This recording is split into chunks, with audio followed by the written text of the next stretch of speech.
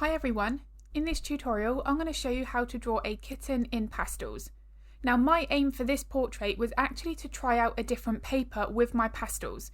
Pastelmat is my go-to paper. It is a wonderful surface to work on. I haven't yet got to the point where I can't continue to add more layers. It works well for getting good colour saturation, those fine details and so on. However, I do get quite a lot of questions asking, is there another paper that maybe would be suitable for any artists new to pastels who may want to experiment with the medium but not want to invest in Pastelmat for their earlier projects, because the Pastelmat paper is more expensive. So I thought what I would do for this project is try out a couple of papers and see my initial thoughts on how they layer and how they work, comparing that to Pastelmat. Now the one thing here that I want to mention is I'm not looking to replace my Pastelmat paper, because I do think that's still going to be my go-to paper for any kind of real fine detailed work where I want to get as much of that realism as I can. But sometimes there are projects that we want to work on maybe that aren't quite so involved, maybe with a little bit more of a looser style, even some sketching, and I think this paper here is perfect for that. So the paper that I'm using for this project is also by Clairefontaine, but this is their PaintON mixed media paper, and this is obviously the grey colour. Now the reason I chose this colour is because in the Pastelmat paper, the dark grey is my go-to surface. It's one of my favourites to work on, and I wanted to really give this a fair trial and a fair comparison. Now the one thing that I did decide to do for this project is, as you can see, I'm just using my pastel pencils. I haven't used any soft pastel sticks or my pan pastels for my base layer. Now the reason being, I wanted to just see how the pencils worked first, because I had a feeling that using pan pastels for the base layer may result in me filling the tooth of the paper. However, what I do plan to do is, for the next project where I am using this paper, I will use my pan pastels, and then I'm going to get a very fair idea of how this works with that option as well. I'm not quite sure whether or not this is going to cope with that much pastel, but that is what I'm going to be experimenting with in that next project. And of course I'll be making a video of that, and then I'll share that to YouTube as well. So the real-time version of this tutorial is available on my Patreon now, and I recorded this with a voiceover while I'm drawing so that I'm able to explain everything in the moment. And when I was experimenting with this new paper, I found that that was even more beneficial, because there were things that I thought that would work that didn't, or that things that I didn't think would work that came up really well. So one of those examples would be how soft I was able to get my edges very, very quickly. With Pastelmat paper, because that is more of a textured, grainier surface, that isn't as easy to achieve. You need to build up a few more layers before you can get this softness that I've got on the ear. But with this out of focus effect, it was so easily achieved on this paper. So there are definitely benefits to using a smoother surface. Now as I'm continuing to layer here, notice how I'm adjusting my lights and my darks. This is something that I speak about in all of my other pastel tutorials here on YouTube when I'm using my Pastelmat paper. I really want to be getting my lights and darks in the right place, because these are determined by the underlying bone and muscular structure. So even though this cat has some of those darker markings and lighter patches around the eye, the main shadows and highlights that follow the curve of the face, they need to be in the right place, just like any of the other markings that make this animal unique. Now that's why if we're creating a pet portrait, that person knows exactly where those markings should be on their pet. So this is why I pay very close attention to getting those in the right place. So one other element that I talk about in all of my YouTube tutorials and cover that in depth in my Patreon tutorials is the use of a good, smooth, accurate base layer.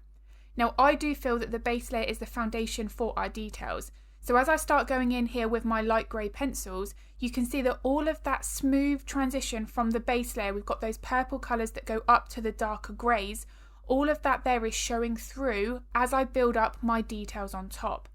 If I were to have had a harsh or rushed base layer, those details are not going to look as with that depth, or they're not going to look as soft. Now this is something that I do want to achieve in my pastel work. One of the things that I personally don't like is when the details look grainy. Now when you work on Pastelmat, you do need to be adding more layers to fill up the tooth of the paper gradually. You never want to fill the tooth of the paper completely, because you won't be able to put your details on top. But you do want to be adding that pastel in stages, and then each layer that you add, your details should start to look smoother. And the same as with this paper, but obviously we just need to be aware that we're not adding too many layers. So I did find that the detail still did have a textured appearance, so the layering process that we build up before we get to our details is still important, but I'm always being very more aware of the amount of pastel that I am applying. Whereas, and I've said this already, with Pastelmat I just don't have to worry about that at all. Now, as I start to work on this section of the face, this is where it's quite small. The hair, the fur is going to be very short. Now, something else that I talk about in all tutorials is pencil technique. I've got a video here on YouTube. It's my top tips for drawing realistic fur in pastels. I'll link that in the description below if it's of interest. Now, one of the things that I talk about there is fur length, fur thickness, and fur direction. Now, when it comes to any section of the portrait, no matter what it is, if the fur changes length, we need to be adjusting the pencil strokes to replicate that. So if I was making my pencil strokes here the same length as what I had on the face, I'm going to make the muzzle area of this cat look very fluffy. So obviously that is something that is then going to change the appearance of this animal. Now, at the beginning of this video, I mentioned about how the highlights and shadows follow the underlying bone and muscular structure, and if they're not right, it will change what that animal looks like. Now, the other thing there that is also very important for is the fur direction. So if we don't get the fur direction accurate, as well as following the lights and the darks, that is also going to change the shape of the animal's face. So you can see as I start to come across the side of the cheek here, my fur direction, the pencil strokes are now starting to angle down towards the right side and then curve down towards the right corner. So all of those minor changes in direction is going to help to build up the shape. This is how we're going to achieve more of that three-dimensional look in our portraits. Now, with all of this in mind regarding this paper and how it works compared to Pastelmat, I really can't stress enough that the best paper that we can use is going to make a real difference with the end result of our artwork. Quite often, if we're using right techniques but we're not getting the look that we want, it can be the materials that we're using, and in terms of the pastels, quite often the surface, that's holding those techniques back. Now, Pastelmat, as I've said, is still going to be my go-to. It is by far the best pastel paper out there so far that I personally have used. But this paper here is going to allow for the building up to that, I guess. But if you're looking to get that finer detail, maximum depth, as much realism as you possibly can, I do feel that the Pastelmat paper is definitely still going to be far more superior. But this is a great paper to start off with the aim of maybe progressing up to using Pastelmat. Because I also know that Pastelmat can sometimes be a little bit more difficult to get hold of in some areas compared to others. So if that was one reason why an artist isn't able to use pastels because they feel that they can only use Pastelmat paper, then this paper is definitely going to be a great substitute. As you can see here, I'm still able to build up my details on top. It looks like a photorealistic portrait. Yes, if I was to do the same portrait on Pastelmat paper, I know I'd prefer my Pastelmat version, but this, I'm still really happy with the results that I got. Now, the one thing that I did ensure to do on the PaintON version is mention at all important stages what I would be doing differently if I was using Pastelmat for drawing this kitten. Now, the main differences at that point would be that I would be adding more layers. So when I did feel like I needed to add more layers, that's when I'd mention, if you're using Pastelmat, go ahead and do this, and so on. But the other thing that I found was the colour saturation on this paper was not bad at all. The blue of the eye is very punchy. I didn't feel like it was lacking. I was able to get those lovely purple colours, those lilac colours on the centre of the ear, and as I progress down towards the body of this kitten in a moment, those colours again, the sepia tones, they all came through really nicely. I do feel though that I'm able to get finer details on my Pastelmat paper. Now, the only reason that that would be happening and allowing for that is because we're able to add more of those layers and we're able to build up lots more of the subtle depth underneath. And as I've said throughout this tutorial, by layering those additional layers on top with your pastels, you're getting the tooth of the paper filled gradually. So that is what's going to help to create those smoother lines. With this, because we're not able to do that in the same way, because you will end up filling the tooth of the paper, those details are only going to be able to get so smooth. However, that being said, from the photo of my finished drawing in the corner there, you can see that this still looks very realistic.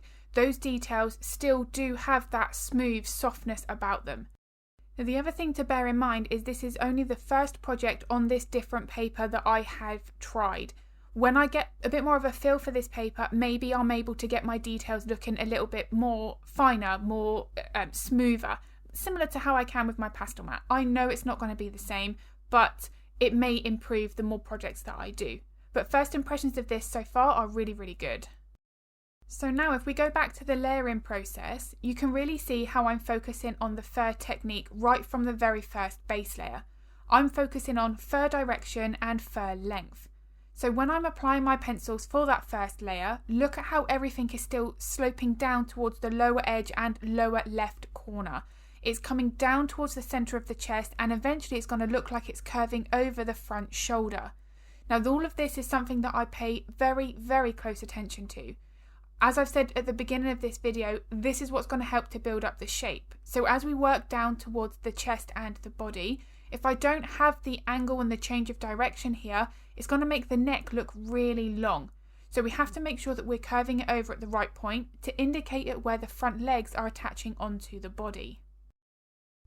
Now, even though I'm using a different paper, what I didn't want to do is start thinking, okay, I'm not trying to achieve as much detail in this, so therefore I'm going to use sloppy techniques.